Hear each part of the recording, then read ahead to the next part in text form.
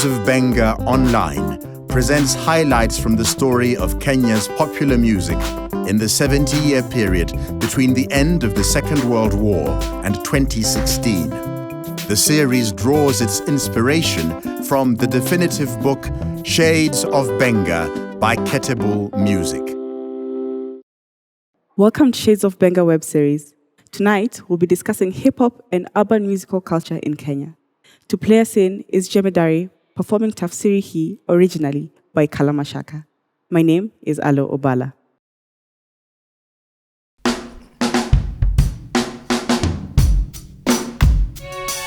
Yo, Kalamashaka in the building. Yo, tafsiri hii, maisha kule dini, mazini, nalia nikitumia MIC. Tafsiri hii, ingawa tuko chini, bado tunatumaini, sikiza kwa makini. Tafsiri hii, maisha kule dini, mazini, nalia nikitumia MIC. Tafsiri hii, ingawa tuko chini, bado tunatumaini, sikiza kwa makini. Tafsiri, mimi ninastahili, nipe nafasi nitumie Swahili, mimi niweze zuru kila nation, nikitangaza kuwa Afrika kuna matata. Basi mashaka, wadogo kwa wakubwa, wote tunapata, kuna kichwa wala mkia hapa, akina oboho kauzi, sasa wako wera, wapi yo correct na jumuni ya vila. Nilishika microphone kila siku ili niwe kama Puff Daddy ama yule Basta. Hakuna tumaini, nadhani nitakuwa ka Omondi ama Rasta, yani washa nikiweka akilini. Sasa nazururu haraka nipate angalau chupa kadhaa za Tusker, ili nisahau hizi tabu zangu. Mungu wangu, zitaisha lini? Kila siku mimi ninawaza, ninakaa nijiteremshe, siku zitatini ni balaa. Sasa niko hapa na Josiah, ninawapatia verses, shinda Biblia. Maisha kule dini, mazini, nalia nikitumia MIC. Tafsiri hii, ingawa tuko chini, bado tunatumaini, sikiza kwa makini. Tafsiri hii, maisha kule dini, mazini, nalia nikitumia MIC. Tafsiri hii, ingawa tuko chini, bado tunatumaini, sikiza kwa makini. Nikueleze vile kule di kama Wycliffe na Fonte, see who struggle, who stay alive, venye si survive. 95 tulianza kuroga ili tupate za mboga, sio juju kukuroga, ni mziki tu kuroga ili ghetto tuweze toka. Big up vijana wa soka wa timu ya Maisa kabisa, na ghetto tutatoka bila piga watu 9. Tumaini siku moja chapa utaingiza, utakuwa ukitembea bila kulizwa. Kijana unaenda wapi? Utakuwa ndani ya sido ukishia kula heavy. Natoko huu wakati ni ngumu kuamini, ama unashindwa utafika huku lini. Kwanzia utotoni shida umekuwa kule chini, umaskini umekuwa ni rafiki, lazima utanawiri. Maisha kule dini, mazini, nalia tukitumia MIC. Tafsiri hii, ingawa tuko chini, bado tunatumaini, sikiza kwa makini. Tafsiri hii, maisha kule dini, mazini, nalia nikitumia MIC. Tafsiri hii, ingawa tuko chini, bado tunatumaini, au sio? Mabeste kule ghetto walinita Al Pacino. Jaro zangu na squad ya watu 12 kama Jesus. Nilitamani jaro za credit card na visa, constantly kwenye kona. Nakumbuka nikiona yule mzee akishikwa ko balaa nashindwa nikimbilia nani? Jambazi hapana, polisi hapana, watanipiga pingu hata bila sababu. Maisha ni magumu, nilikataa elimu. Mama yangu alidhani mimi ni wazimu. Siku lose hope, nikaanza kudrop lyrics moja kwa moja, pata heshima kama pop. Smile siku zote, piga duru, sababu nimepata lita 2 za kukuru. Tafsiri sisiri, wengi toka ghetto wanawiri. Maisha kule dini, mazini, lalile kitumia MIC. Tafsiri hii, ingawa tuko chini, bado tunatumaini, sikiza kwa makini. Tafsiri hii, maisha kule dini, mazini, nalia nikitumia MIC. Tafsiri hii, ingawa tuko chini, bado tunatumaini, sikiza. Ukiwa Alliance, wewe tafsiri. Ukiwa South B, wewe tafsiri. Ukiwa kule D, wewe tafsiri. Wewe tafsiri. Ghetto zote Kenya, wewe tafsiri. Ukiwa hata bunge, wewe tafsiri. Ukiwa hapa pia, wewe tafsiri, wewe tafsiri, wewe tafsiri. Tafsiri hii maisha kule dini mazee, nalia nikitumia MIC. Tafsiri hii ingawa tuko chini bado tunatumia, sikiza kwa makini. Tafsiri hii. Tonight, we're privileged to have a group of panelists that are seasoned in the genre of hip hop in Kenya. To start us off is Buddha Blaze. Buddha Blaze is a creative entrepreneur involved in the entertainment management scene. His mission is shaping the artistic business narrative to get brands to partner with creatives in achieving their goals. He has been involved in projects such as Wapi, Coke Studio, and Blaze TV. He is currently on the team that has just launched the Safaricom digital platform, Base. Karibu Buddha. Thank you for having me. Next on our panel is Fundi Frank. Fundi Frank is credited with pioneering Kiswahili rap in Kenya. He celebrates a lustrous music career with major collaborations. Today, he is termed as one of Kenya's top-tier fashion designers, having dressed personalities both locally and internationally. Karibu Fundi Frank. Asante sana. Our final panelist is Ngala Chome. Ngala Chome is a writer and historian. He's also a regular commentator on Kenya's social, cultural, and political issues. His work examines the modern history of Kenyan coast and has been published in journals such as The Elephant and Kwani. Ngala is currently a PhD candidate at Durham University and editor at Sahifa. Thank you. Welcome, Ngala. Okay, so we'll just get the ball rolling with Ngala. Ngala, could you just give us a history of hip-hop? Yeah. Thank you again for having me. But I think to start us off, I think it's important, first and foremost, to appreciate that hip hop is a music genre that originated from the United States, in particular in New York, and in particular in the borough called the Bronx. And you're talking about the years of the 70s, 80s, very very crucial time also in American history in particular.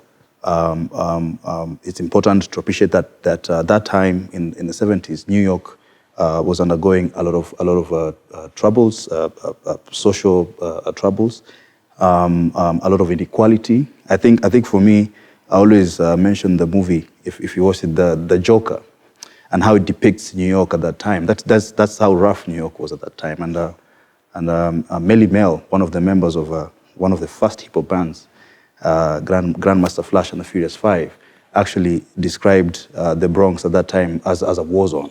Yeah. So what you have is that on one side you had the emergence of disco that were played, kind of in very very expensive clubs. Cocaine was the favorite drug at that time of kind of rich people. And then on the other side you had these kids, black kids in poor neighborhoods, who were also trying to have a good time. They were kicked out of this kind of flashy discos. And one kid in particular, his name known today as DJ Kool Herc, who actually has roots in Jamaica, went and picked some skills from sort of like the dancehall scene that was emerging in Jamaica and came to New York.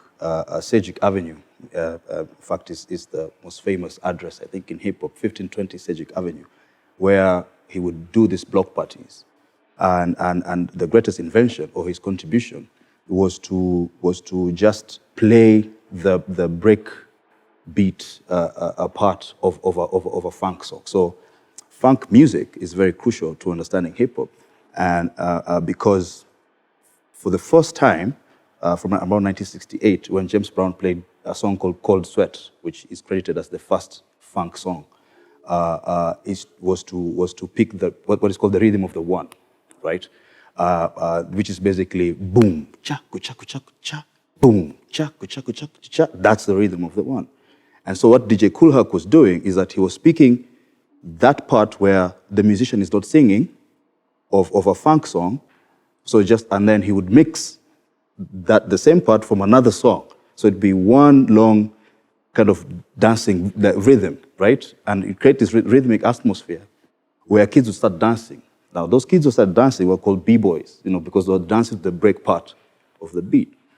And this went on and on. People picked it up, from DJ Kool Herc. You had, Grandmaster Flash also came in the late 70s. It was about 10 years before actually people started rapping to that breakbeat, right? And then, of course, just not there's a lot of detail there, but I think you also have to credit Sylvia Robinson. So Sylvia Robinson is coming out of the soul funk era. She's broke. Her career, has gone down the drain, and she signs this group she calls Sugar Hill. I think 79, 1980. And she's trying to tap into this culture of block parties in New York. What she's realizing is that they're not recording their music; they're recording mixtapes, and distributing them in New York. But no one was actually thought of this as sort of like music genre, but she did, and therefore they went and recorded the first hip hop song by Sugar Hill Gang. I remember. I don't remember the title. I don't know. My colleagues here will help me. The hip, the hop, the hip to the hip hop. That's the first recorded. Rapper's Delight. Rapper's Delight. Thank you. Yeah. And then the rest after that is history. But we will talk about that. Fundi Frank, hip hop came to Kenya, and you are known as the pioneer of Swahili rap when it comes to Kenya. So could you just set first the scene about the emergence of hip hop in Kenya? Yeah, okay. What happened is that as things were happening in America, the culture in the world was also changing, and we were getting exports from America. So back then I was in Mombasa, and Mombasa is where now the culture was coming in fast because of, back in the days we used to have the American ships, the aircraft carriers. They'd come and dock in Mombasa offshore, and then had like smaller ships coming into Mombasa. So you'd have like maybe at one go about 5,000 or 8,000 crew from the ships, Americans getting into the streets of Mombasa.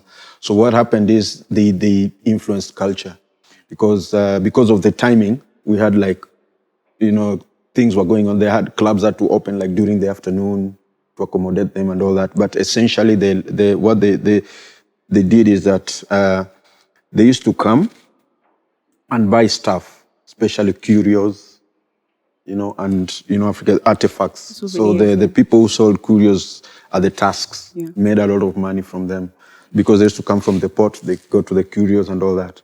Now, in the process of that, they also exchange stuff. The way it happens when someone comes from abroad, it reaches a time he doesn't have any more money, so they exchange.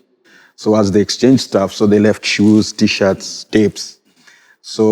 And most of them were very big, by the way. The shoes were very big, size 13, size 14, but things like T-shirts, tapes, so they left tapes.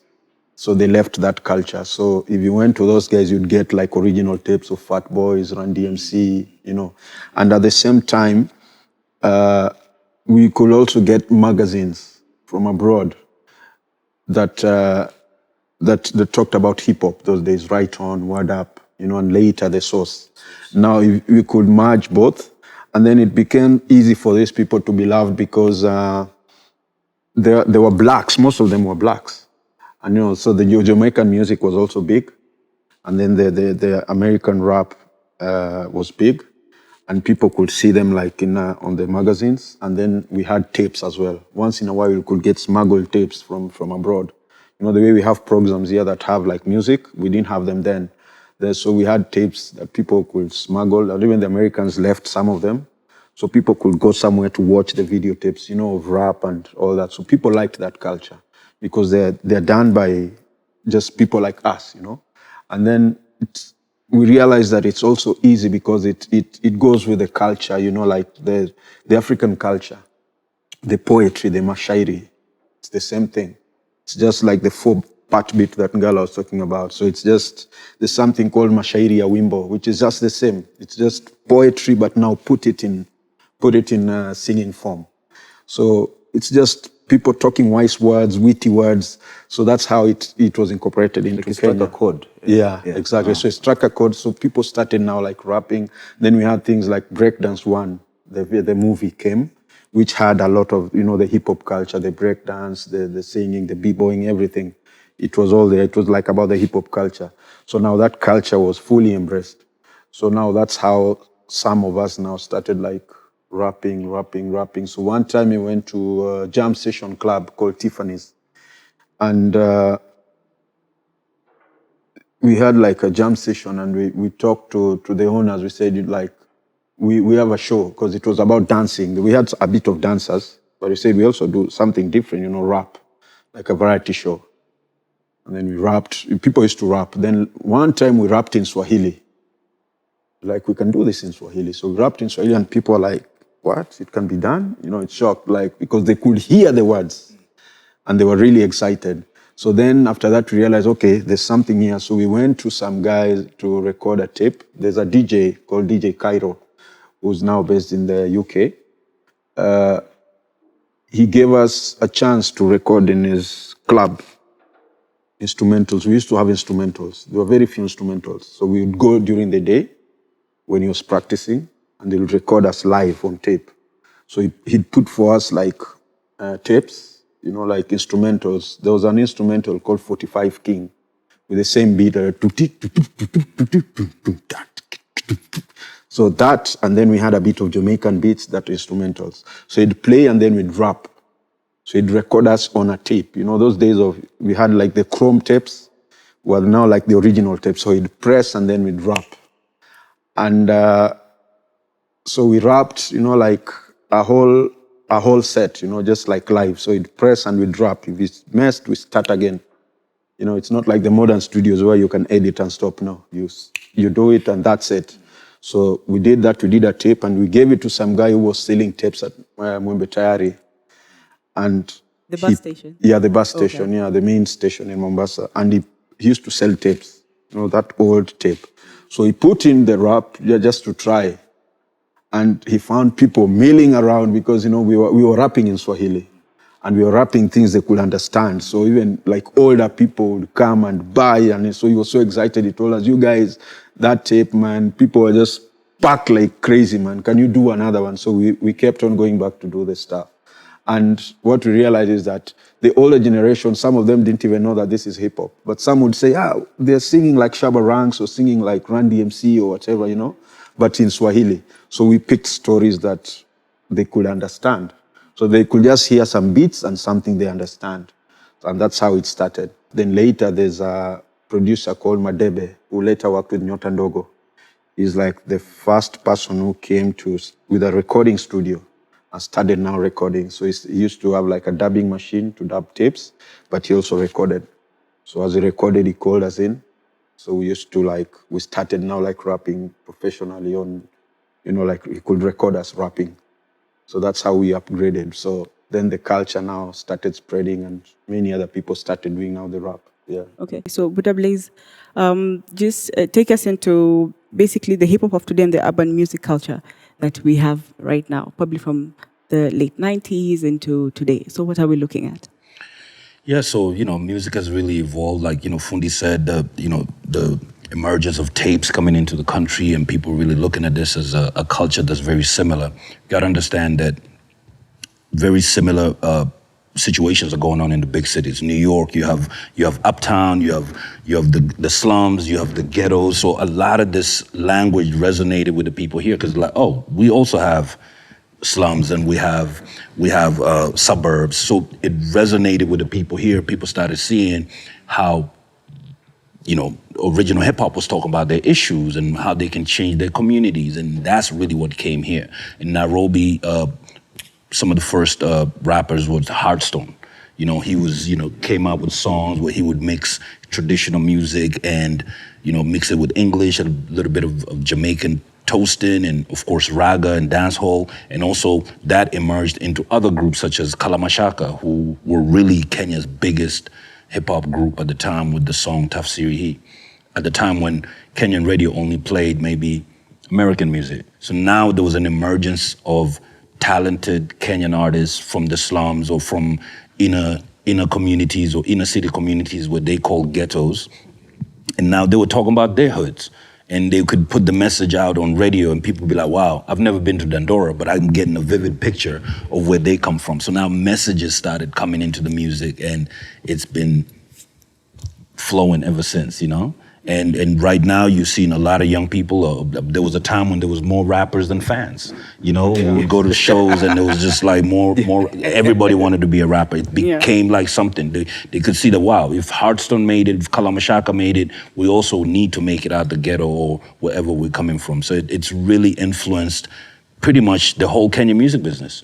I mean, I remember when early 2000, there was not too many singers or whatever, young singers, but hip hop was really where you could now start seeing stars, you know, whether it's Darling P or whether it's Giddy Giddy Maji Maji or whether it was K-South. All these guys were really getting the energy of hip hop and saying, really, I have something to say and I really have a song to say and I have this style. And you could see how it really evolved into Kapuka and into what do you call it? Ogopa DJs, into Caliph. All this were influenced by hip hop because most of these people really wanted to be rappers because they were looking at MTV and Channel O and they were like, wow, I want to be like that guy. How can I become like that guy?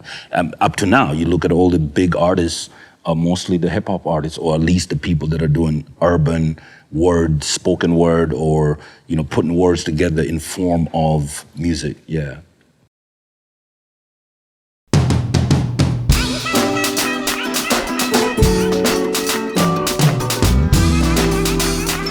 Hey yo, watu wakatike.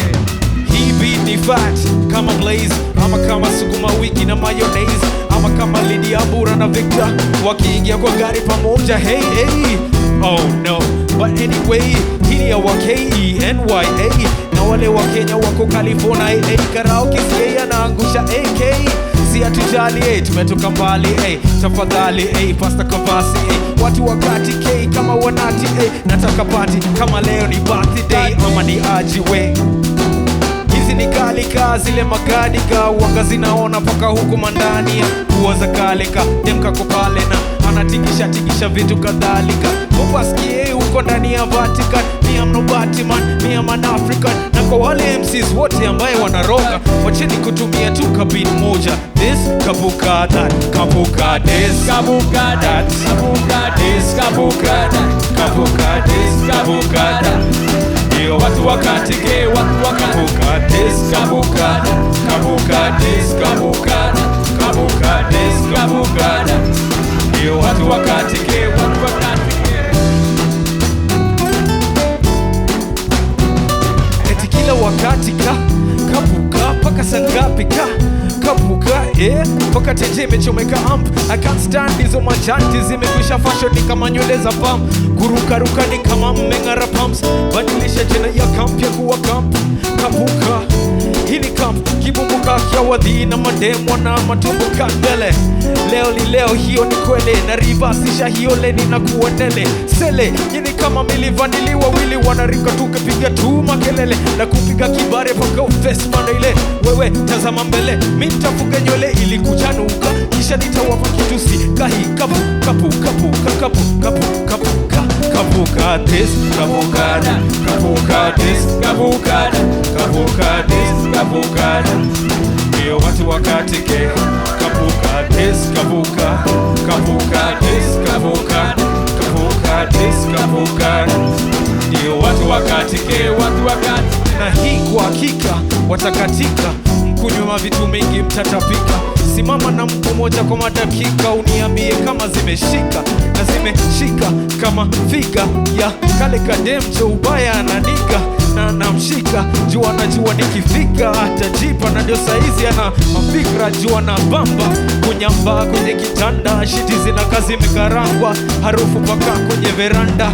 Karamba na kata handas kwanza manga, labda ntaala kuku zima sima kabla kuku tuta chupa mzinga. Wezi dishi kabla pika kwanza, wezi dishi kabla pika kwanza. Ya bamba kama sampa na unaganja kwa champa.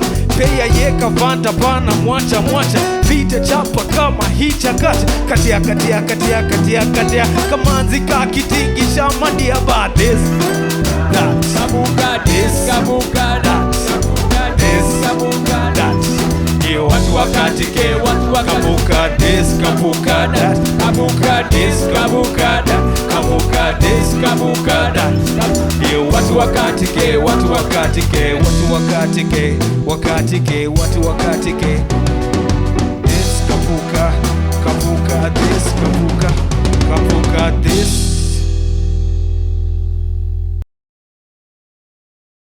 That was Jemedari performing Kapuka, originally by K South.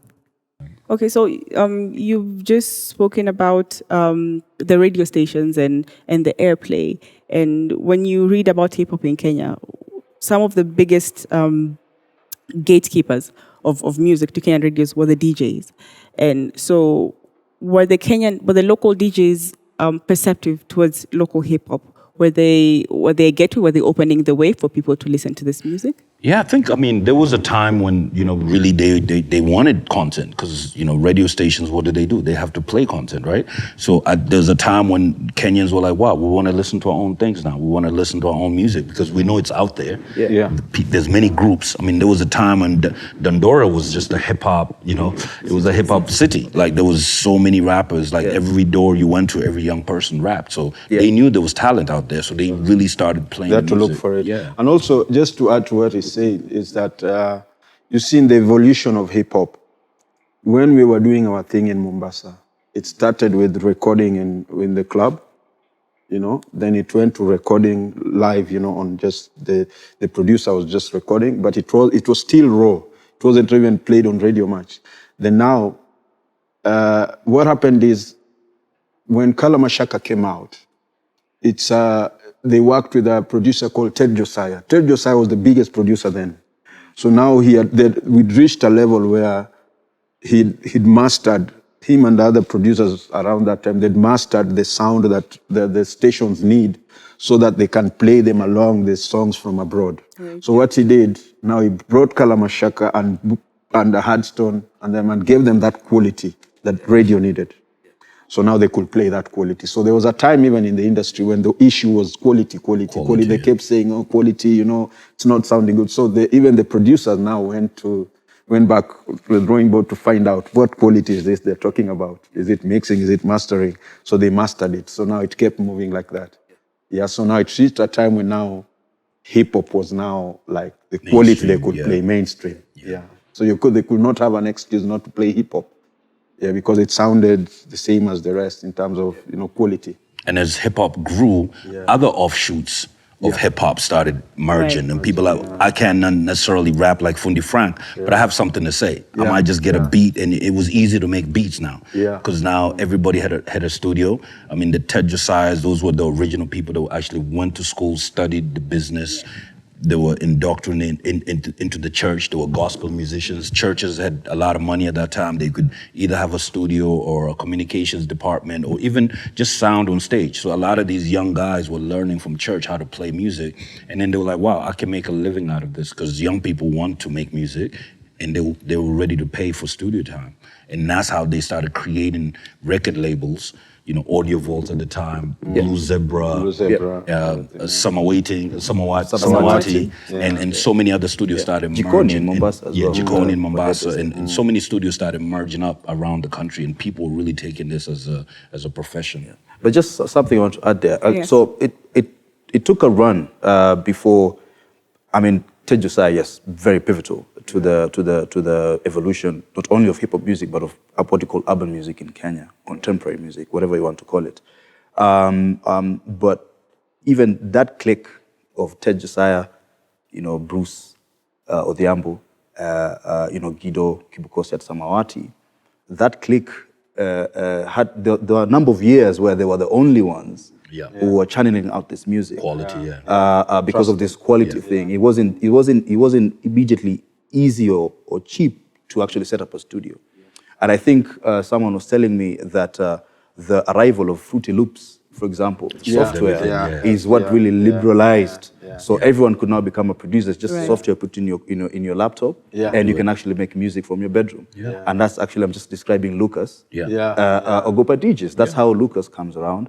That's how Claymore of Caliph Records comes around. So now you're talking about late 90s, and they're coming to compete or challenge Ted Josiah, the big guys, right? Yes. And there's something there, I think we'll touch on it later.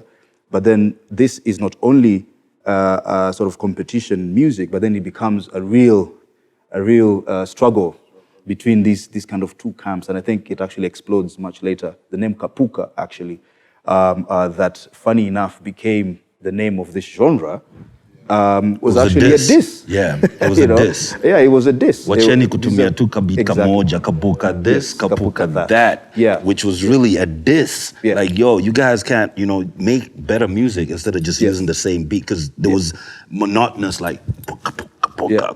Every beat kind of and that was the same. Fruity Loops, right? Yeah. So that was the Fruity Loops, made it sound in a certain way. Yeah. And Kapuka really was an interpretation that producers were doing of dancehall music, raga, kapuka, kapuka. This was the beat, right? So everyone could rap to that. It was very simple, jinglish, right? And to some others, it was even childish.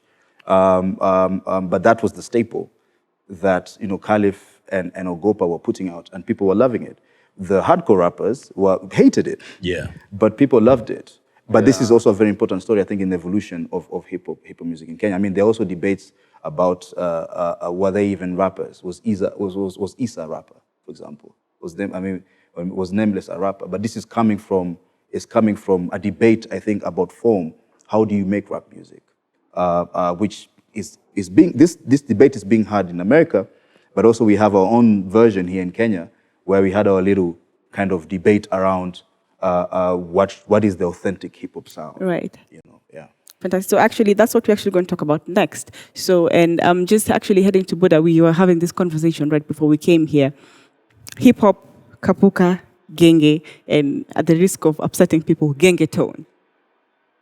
Is all that hip hop? And if not, what is it? Well, there's hip hop, which is, that's the culture, which is, breakdancing, MCing, DJing, and fashion, and everything else that comes with our culture. But then there's offshoots, and you can't stop it. Once something's so big, it's like a balloon. If you put water in a balloon, one way or another, it's gonna split and it's gonna go different ways. So yeah, there's gonna be offshoots, and it happens in every country. You've seen even in Nigeria now you have Afropop, what they call it Afrobeats. Yeah. Most of these artists, if you look to their past, were all trying to do hip hop. Hip hop, yeah. But exactly. because hip hop is competitive, you have to really maintain a certain level of intellect and creativity to be a successful hip hop artist. People like Nas, Jay-Z have been through everything. They've been through war of words. To maintain hip hop was really very tough. So yes, there's going to be offshoots. There's going to be people that understand the music in a certain way, or people that they want to say something but don't necessarily want to go toe-to-toe with Fundi Frank, or they don't want to battle. They just want to write. So we have people who are writing in studios and can write really well. So one of the best artists at that moment was somebody like Issa. He was a great writer, a great communicator, really good diction. Like he could really speak to the people. Right. So whether you want to claim whether he was hip hop or not, he was influenced by the culture, but he found a way of being able to pass the message to his peers and the people that were not necessarily listening to hardcore hip hop or hip hop is one of those things. Like not everybody will understand that there's these rules and guidelines. Some people I just want to listen to a good song. So some artists were just really good at passing the message, and because it was out there now, it was a youth culture. Anybody could enter and anybody could come out and say. And "Hey, I'm a rapper." also because of competition and acceptability. Because what happened in the evolution of hip hop, when we had people like Ted Josiah, these were people who were Ted was actually employed in a studio called Sync Sounds. It wasn't his studio. Yeah. So, but during the off time, he could create. put in the artists, let's try these kids. Samawati, the same thing. They even have Studio B up to now, where they record now their real stuff. Then the other stuff will be recorded later. At night. Maybe at night. When everybody's gone. Yeah, and everybody's gone. You see, so what happened is... Nairobi was recorded at night. Exactly. Only at night. Only at night. It took them like a year to do the album because they couldn't really record They couldn't record. So Nairobi is, for those who don't know, it's K-South. K-South, yeah. So what happened is once people like Ted now made it explode, now there was that competition. Then during those days, there was something in America that was also here called keeping it real. Keeping it real means staying to the basics of hip hop, and there was underground. Then there was something called underground music and commercial music. Yes. So underground was that basic beat that we used a long time to, boring. It's just a beat. Now some people started experimenting, making sweeter music, more club music. And that's where now people like Ogopa Ogopa Lucas used to, he actually worked at Samawati at some point and even recorded a song with Masi Maira. But he was a DJ at Homeboys. But you know, he's a laid-back guy. Yes. A lot of people didn't know about that side of his. He used to play a lot of DJing. So when Ted Josiah and Kalamashaka were coming up, he was also seeing what people want at the club, because at the club you could not play that hardcore hip-hop. Yeah. So he could play the other, you know, music More that is playful, danceable, more playful. yeah. And that's what now he took to Ogopa. So that's when they opened Ogopa. And then what happened also is that at that time when Ogopa was coming up, Kalamashaka went to Tanzania to record with P-Funk Majani, the biggest like hip-hop producer. So we went with them to Tanzania, and then I left them there. They stayed for almost 6 months. Then what happened? Their computer crashed. You know, those days computers used to crash. You can't save like nowadays. So their computer crashed with a lot of music, with Kawesa of Uganda and a lot of people. So we made a lot of songs, but the computer crashed. So their music did not come out. So that there was a phase void, of yeah. there was a void. There was a And void. during that time, The other sound the was other coming sound comes in now, you know, like Lucas came in now with Issa and Nameless, with danceable beats and danceable rhymes, Yeah. you know. And then Kila Clemo came now, Caliph, you know, and they started, because now Kalamashaka also had started going into, and that's More political music. political music, and you know, Yeah. what Blaze was talking about, you know, culture, the hoods and all that. But you see, even in the hoods, as much as there's poverty and all that, not every time people are sad. There's a But time what they a need good to time. party. Yes. And that's now where people like Caliph and Ogopa came in. Now Caliph started talking about, you know, now the general stuff, you know, the ladies, the dance, this. So people loved that, because now they were shifting away from the hustle. Because I remember Kama of Kalamashaka once saying, like, you know, I think we've created a problem. When we started Tafsiri hii, every other rapper wants to talk about how things are hard in the hood, you know, and I'll make it. So every other rapper thought, like, this is the trend. If you talk about hardships, this is the trend. But you see, people also wanted other things. So that's how now the other offshoots came. You know, people are talking about, you know, fun, dance. Issa, for example, became popular because now he represented a huge youth that maybe middle class and even the lower class that wanted to dance, that wanted to, you know, Have a good talking time. about, Yeah. you know, Marashi, Nini, I'm looking good. That's what people wanted. And the beat by Ogopa was also friendly. So the beat could be played on radio, and at the same time, the lyrics were friendly. They're not very hardcore. You don't have to, when you're going to have a drink, you don't have to sit and listen too much. Meditate upon it, yeah. It's just, it's there. You can enjoy. You can Yeah. either listen passively and you enjoy. Okay. Or you can, you don't have to really dig very deep into it. So it brought that element. And then now, because of competition, now there was this, and that's why the Kapuka thing came, because now the people who were doing you know, that hardcore old school style felt, these guys are now taking our cake. They're eating our cheese. You know, they're getting more limelight. So now it brought that kind of beef. You know, these guys are not real rappers. They're not keeping it real and all that, you know. There was that time when the industry had that, even in America. People used to diss each other. No, these guys are not real hardcore. They're not. And even in Tanzania, that's why we had someone like AY. He was called Mzewa Commercial, because he now broke away from the hardcore beats of, you know, Professor G and the rest, and he started now singing more radio friendly, singing nice, you know. So, and people love them. You're singing commercial music. Yours is not hard hip hop. So it was called Mzewa Commercial. So he started doing that. So in the end, now people started now like mixing and all that, Right, and, you know, the radio fusions. friendly. And it happens to date. There are people who still stick to that, you know, hardcore OG music. But there are people who make it more friendly and singy and, you know. But it's very serious. It's a very, if for true hip hop heads, this to be accused of being commercial, I don't know how it is these days, but back in the day, it was a very serious accusation. Yeah, back in the days, it was serious. People would die for it. It was a very serious. The bitter. Back in the days, it was Right. crazy. It was very bitter. This kind it of was, debate. It was very bitter, and also really it's about voice for the kids from the slums. You know, Shaka really the representative of that in 95, 96. I think when recorded Tafsiri here, I think it was 97. The first verse, I think it was done by Kama, if I'm not wrong, where he says, Oboho kauzi sasa tuko kwenye wira, right? And it's really what he's talking about. Oboho was the name of Uptown kids, of yeah, Islam's cool kids. kids. Uptown kids used to call Eastlands is Oboho, Maoboho. If I'm not from Nairobi, They but say but- obs now. Ma Obs. obs. Now they say obs. Oh, no, it's okay. obs. Oh, that's the Yeah, origin. yes, yeah. origin, So, yeah. so kids. So basically, and this is the first Swahili song, a rap Swahili song, and that's the first verse, and this is already there. This idea that, oh, we are now on the steering wheel now, right? We have arrived, and that was a very huge statement, which is why it becomes very bitter when these guys are taking over a thing that they thought they started, right? And without even getting any props for it. By 2004, I think there's an artist at DNG, if I'm not wrong, where he says, "Si tuna shida zetu tusikize zako kwa nini?" Yeah, Right? exactly. And I think this was really a very cheesy line, but he was really responding to that. No, we just want to have a good time. Yeah, exactly. Ruka Ju. Yeah, Ruka, Bajuka, I think that. And by the way, that song was really dissed in the industry. Yeah. Oh yeah. By a lot But of it's people. one of It's the a bad highest selling song. It's songs bad. ever. Yes. Yeah, but it became very big. Yeah. And it's also because of, you see, when we were starting out hip hop, it was mostly about the love and trying out. There was no money. For example, after we started rapping, we used to go to a club called Toys now to perform during short time. That's when we started, we were now getting paid now to perform. During the dance breaks, we would now perform and they'd pay us. And the payment was 200 Kenya shillings. If there was. If there wasn't, it was tropical night on Wednesdays. If there was not 200, it's tropical night, so they decorate the club with fruits. So that's what we'd eat. That's our pay.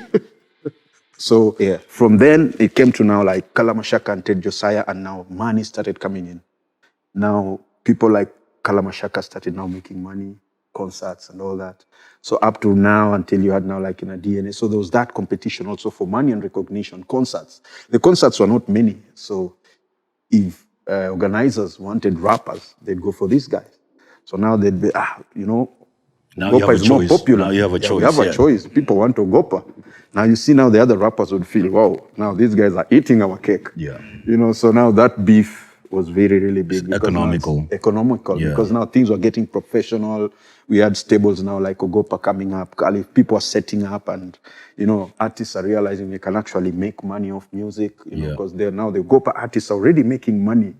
They're flashy, they're and they're flashy showing and off, they're showing and off, they're like, wow, look at my and they're car. living the hoods and they're looking good.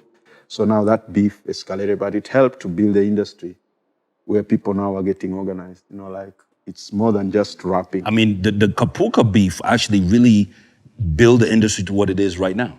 It built Nyashinsky to an artist that he is right now, because really it was essentially, it was dissing the whole Kapuka. Yeah. But the people who took the bait and went for it were, kleptomaniacs who dissed back. Yeah, they dissed which was back, really a great time for the industry, because you could see it. It wasn't like physical beef. It was more like it did entertainment actually beef, turn like violent lyrical at some beef. point. Yeah, I mean, there was It did those actually kind of turn- incidences, but what was really good is like every Friday you would look up like, wow, what's going to be on the radio? It's not like now where it's quiet. At that time, you're like, who's going to say something? Who's going to say? Because they've dissed the whole genre. They've dissed the whole of Kapuka. Who's going to be the first guy to diss back? And that really helped. And that in was building. Twendele. Yeah. Twendele, That song. And it brings back that element of being radio friendly versus being underground, because Twendele was a diss track to there's a rapper also, he was staying in South Sea called Wothes and his group. So they dissed Wothes? certain people. Yeah, it's called Wothes. They dissed a lot of people, they made those. It was these times of diss tracks in America, and he also diss tracks. So they made diss tracks to diss, those people, Klepto, and all that, the people who were popular. So now, what Ogopa did, they did a diss track, but in a radio-friendly track. So you see, theirs got more traction because it could be played. It's professionally done. It's radio-friendly, but the lyrics are tight. Yeah. So that theirs now won, because the other ones were okay, cool, but But they were hardcore tough, beat. yeah. You could not You be couldn't playing even them on play radio it, so yeah. much. So that's now the difference. So now Gopa, now they understood this is what radio needs, this is what can be played, and even video. The other ones didn't even do a video. The song just went and died because now Twendele picked and jumped. And also, they were also in a good stable. Actually, we can see what helped hip-hop grow well is that the stables they were in, they also had mixtures of other artists. For example, Ogopa had now like Issa, they had Nameless, they had singers, Lenny and all that, and later, Klepto, and, so they could push each other and they could sing each other's choruses and all that, and, just being in that clique is also cool, Yeah. So that mixture really helped them. But the danger with that is people got comfortable because now they're making money. They're like, okay, hip hop started fading, so you wouldn't have too much hip hop. So what me and some of my peers had to do is we had to sit down and say, cool, how are we gonna reemerge the underground hip hop experience without necessarily being too hard, but necessarily bringing back the culture. So we, Mookie Garang, Mwafrika, we came together. We did this thing called WAPI, Words and Pictures, at the British Council. This is now what created the new emergence of new artists. What you see now is Octopizzo, Calligraph. Now we brought back the sport. Like, okay, cool, we've done the era of disses. Now let's bring back the culture in this new era of like, yes, there's money to be made. Yes, there's enough. Everybody can drive cars and everybody can have money. Now let's go back to the culture, to the roots. And we brought roots back at WAPI. And all the artists that you see now that have emerged through this platform. It was on Sundays, yeah? Yes, it was Saturdays. Yeah, it was Saturday afternoon. Every first Saturday of the month for 6 years. And this is what really changed and shaped the industry of what it is right now. Yeah. Yeah. You mentioned Gengeton, and I was kind of thinking about that. So for me, I've always said, I'd been out of the country and I came back, and then there was this, in fact, the first name I heard was Ratchet Music. It wasn't even Gengeton. So there's this Ratchet Music going around town. And the name Gengeton, I don't know where it came from. Maybe, I don't know if from the artists themselves or journalists, I don't know. But I think for me, when I listen to that music, it's really Claymore's vision coming to some fruition, right? Early back in the early 2000s, within Caliph Records really started by Jua Kali and Claymore. Nonini is the first person we heard with Manzo Nairobi. But really, the founders are Jua Kali and Claymore. Claymore being the producer, Jua Kali being the rapper. Now, Jua Kali was a hardcore rapper. But Claymore did not want to put out that music because Claymore wanted to compete with Lucas at Ogopa. Music that can play in the radio and can have kind of mass popular appeal. So it's Nonini who broke that ice. Shock, the kind of things they were saying in the music, that audacity. It's not known to be very Kenyan, right? But also what is also very Kenyan is this, we usually don't want our dirt out in the public. Culturally Kenyans are like that. But Genge or Gengeton is really a reflection of our society. But we don't want to see that ugliness. This is my own personal view, but this is exactly what Nonini and Claymore were doing. During that time, 2003, 2004, Where Kamu, this kind of songs. So I think there's something there to be said about what Gengeton is doing. Yeah, I think what I'd like to say about that is that if you compare, for example, back in the days when Ogopa was coming up and they had people like Issa coming up, you'd realize that the focus was on the lyrics, lyrical ability and content. So as much as the late Issa was rapping on uptown beats that made him popular, if you listen to him, he became big in the way you have Nas and Jay-Z. They don't just sing. They are very, very lyrical and poetic. So the focus is mostly on what they say. The producer would make their beat. They would work on making the poetry. So it sounds simple, but it's very poetic. And that's why they grow bigger. Now, the problem with the Gengeton generation of now, they stopped having the focus being on the lyrics and being audacious. Who can sing dirty more than the other one? Yes. So anyone thought, we can do it. I just go to the studio and then YouTube. Just sing, say, do this. Two people are mating. Yeah. I'm bold, I can sing that. Then all of a sudden they have YouTube views. Yeah. Now, because we are in the season where now you have things like YouTube. So whereby the person with the most views is the most popular. And you can't argue with that because now all the kids who think like them or anyone who thinks like them would go and see someone say, have you seen that song? All of a sudden they had many views. Now that's what they are pegging it on. So it's more about views and being audacious. But you see now, it reaches a limit.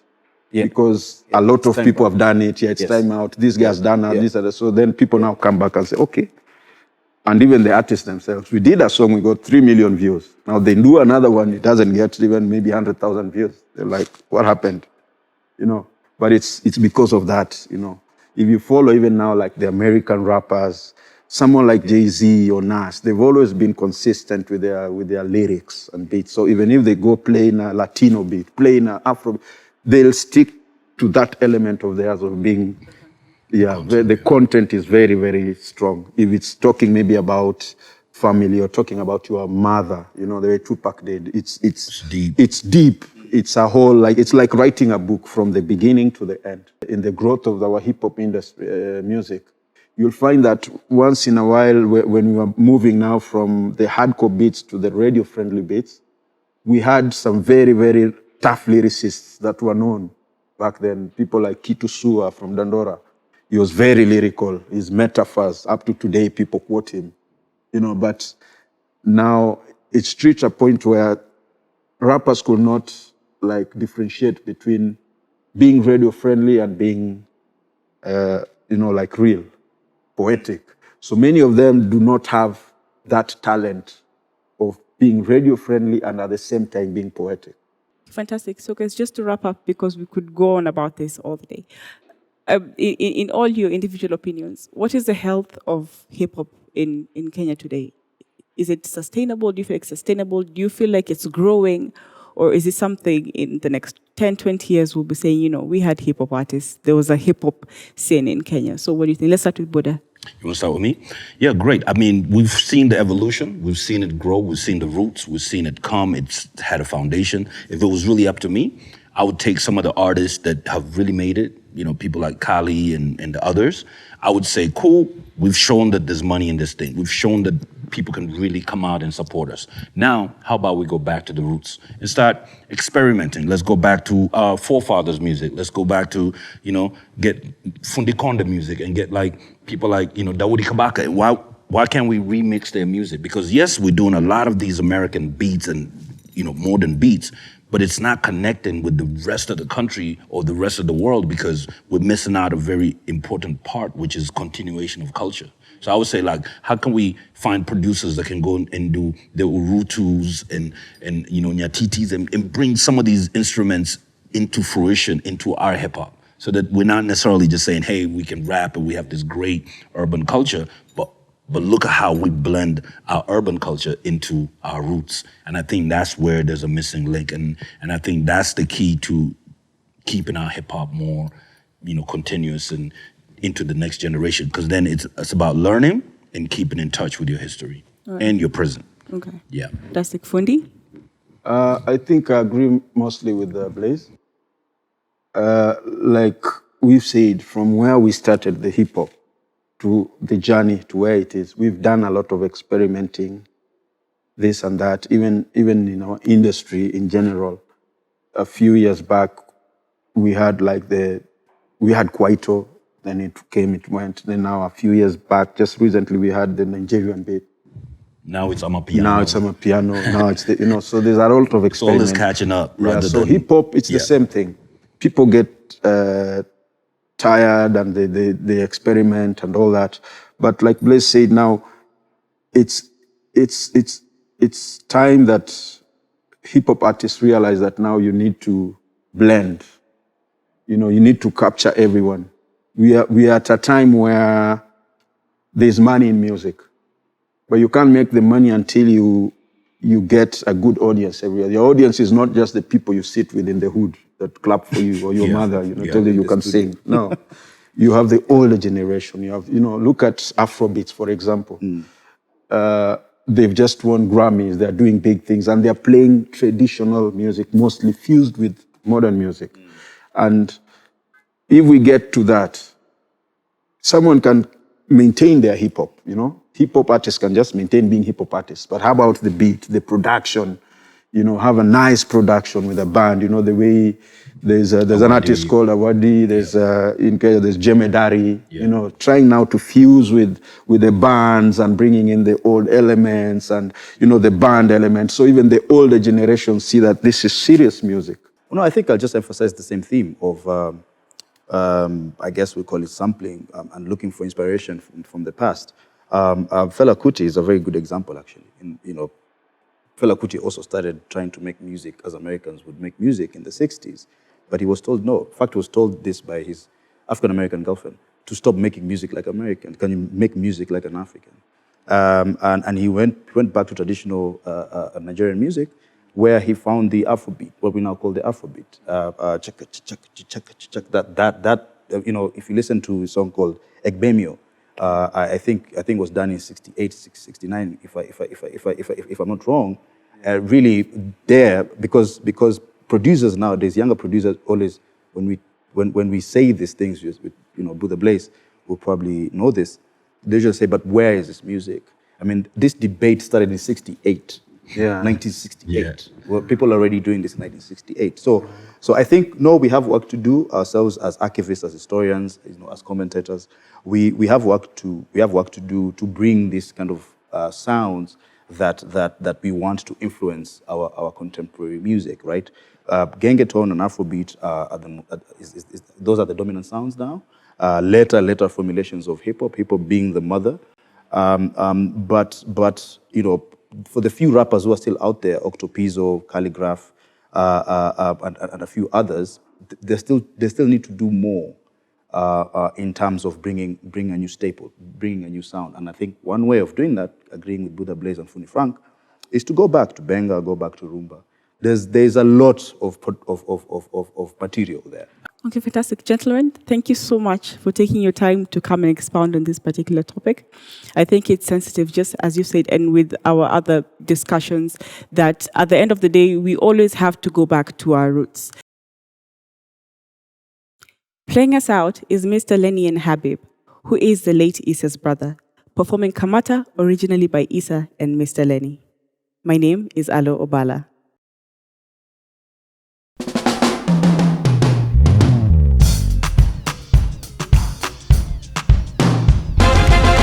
Gopa Police Station presents Inspector Issa and Lenny. Tumekuja kuwa shika. Oya vipi madada?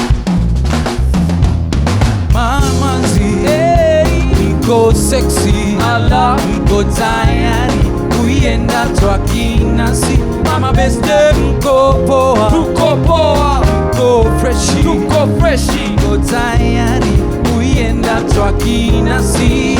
Kila mtu sema kamata, kamata, wako, kamata.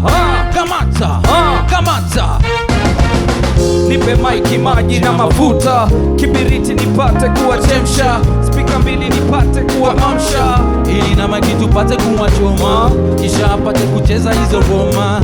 kwa sababu kila mtu yajua kuna traki ambayo inagonga kama traki ya ogopa. Bumba. Basi weka mkono kwenye kiuno na usawanishe sawa na mdundo. Peleka nyuma, rudisha mbele, sote tupige makelele. Mamanzi, niko sexy, niko tayari kuienda twakinasi. Na mabeste mko poa, mko freshi, niko tayari kuienda twakinasi. Kila mtu sema kamata, wako, kamata, Wako. Tunaposhika mic nasema tena tuna flow pamoja, basi sasa tunacheza hizo songs. Wajameni kujeni msikie hii flow. Basi weka mkono kwenye kiuno na usawanishe sawa na mdundo. Peleka nyuma, rudisha mbele, sote tupige makelele. Mamanzi, niko sexy, niko tayari kuienda twakinasi. Na mabeste mko poa, mko freshi, niko tayari kuienda twakinasi. Mamanzi, niko sexy, niko tayari kinasi na mabeste mko poa, Tuko poa, mko freshi, mko tayari kuienda chwa kinasi. Everybody sema kamata, kamata, kamata, tende kamata, kamata, kamata, hey.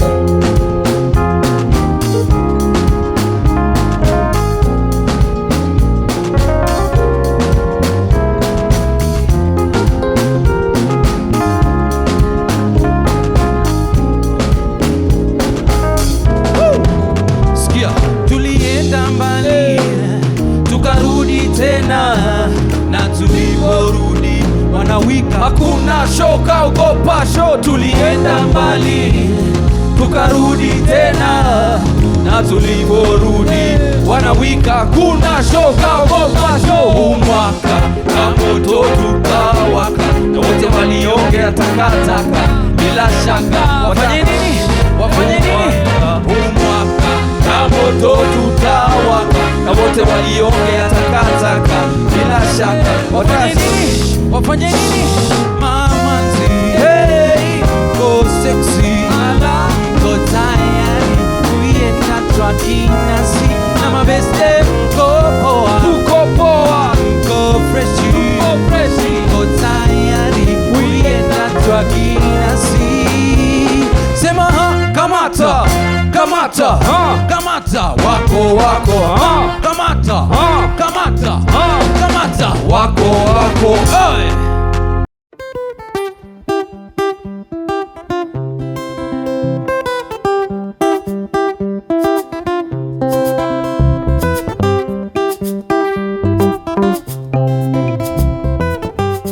The journey through Shades of Benga continues. Please subscribe to our YouTube channel and follow us on our social media platforms for the next episodes. Shades of Benga, the book, is available in all leading bookstores in Kenya. Get your copy for this and other stories in full. Mambo vipi?